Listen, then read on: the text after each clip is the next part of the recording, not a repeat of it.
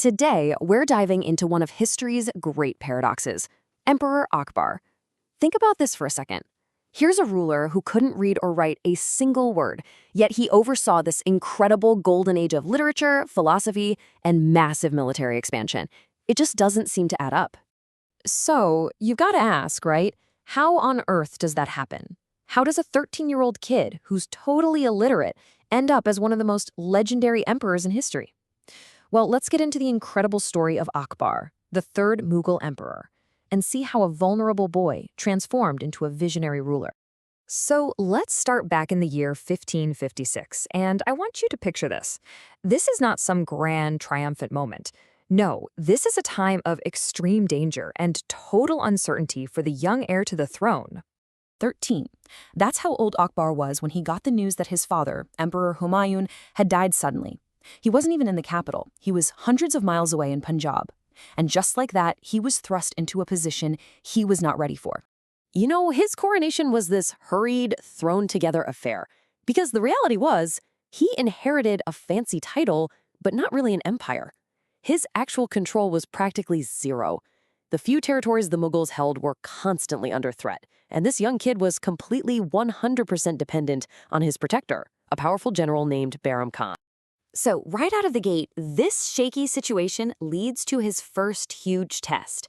And this wasn't just another battle. This was a fight for the very survival of his family's dynasty in India.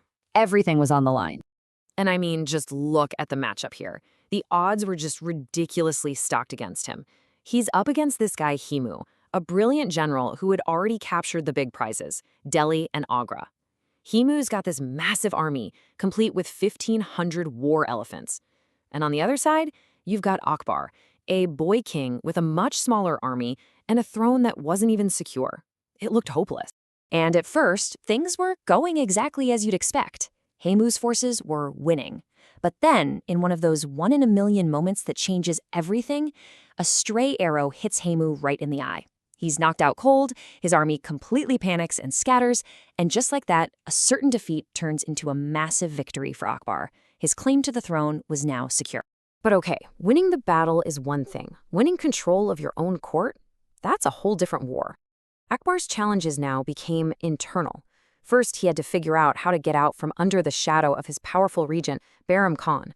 And after that, he had to break free from the influence of his very ambitious foster-mother, Maham Anga, and her inner circle, a period that historians sometimes call the petticoat government because of all the political power the women of the court were wielding. So once he finally wrestled control and established his own authority, Akbar got down to the business that would really define his reign, unifying the huge, fractured lands of India. And he started with the powerful Rajput kingdoms. And this is where you really start to see his political genius. He had this brilliant two-pronged approach. Basically, he offered them a choice. Path number one, let's make a deal. We'll form an alliance through marriage, you can keep running your own affairs, and I'll give your top guys powerful jobs. Path number two, if you refuse, we go to war and I will crush you. It was diplomacy backed by a very big state. And you can see this policy playing out perfectly in real life. The ruler of Amer took the deal, and that alliance brought powerful Rajput generals into Akbar's inner circle. But the kingdom of Mewar? They refused. And that refusal led to one of the most legendary and hard-fought conflicts in all of Indian history against the famous warrior Maharaja Pratap. So this combination of diplomacy and sheer military force, it worked like a charm. Akbar's empire just swelled, stretching all the way from Gujarat on the west coast to Bengal in the east. He even became the first Mughal emperor to lead his armies down into southern India. But conquering land is only half the battle, right? The real challenge is, how do you rule over this incredibly diverse population with all these different religions and cultures? And this, right here, is where Akbar goes from being just another conqueror to being Akbar the Great. I mean, just look at this timeline. In just 3 short years, he goes boom, boom, boom, systematically dismantling the very policies that had divided his people for generations.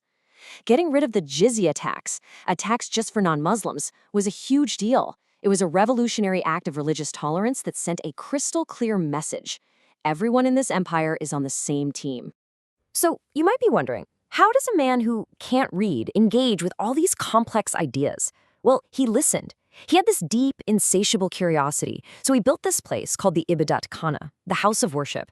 And here, he would bring in the smartest minds from every single religion, and he'd just sit for hours, absorbing their arguments, questioning them, and trying to find truth, not on a page, but in a conversation. So you're starting to see the pattern, right? The man was an innovator in every sense of the word. He wasn't just ruling, he was redesigning the whole system of government. He centralized religious authority in himself, he created a much fairer and more predictable tax system for farmers, and he even tried to create a brand new faith to try and spiritually unify his empire. Akbar finally died in 1605 after ruling for almost 50 years. So, what did he leave behind? What's the final verdict on the illiterate boy who became this legendary emperor? I think maybe the best way to see his legacy is to look at the people he surrounded himself with. Since he couldn't read, he gathered the greatest readers, thinkers, artists, and administrators of his time. This group, his 9 jewels, was basically a dream team of talent. Their collective genius, from the financial wizardry of Totoro to the legendary music of Tanzan, is what truly shaped the empire. And of course, he was a huge builder. He left behind these incredible architectural masterpieces, like the Agra Fort and the stunning city of Fatehpur Sikri.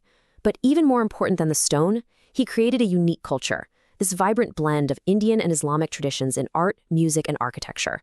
It was a true golden age that would define the subcontinent for hundreds of years. And that really brings us to the big final question. All this tolerance, this push for unity, was it a deeply held personal belief that came from his own spiritual searching?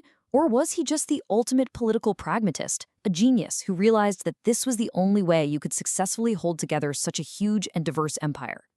You know, the truth is probably somewhere in between, and that's what made him Akbar the Great.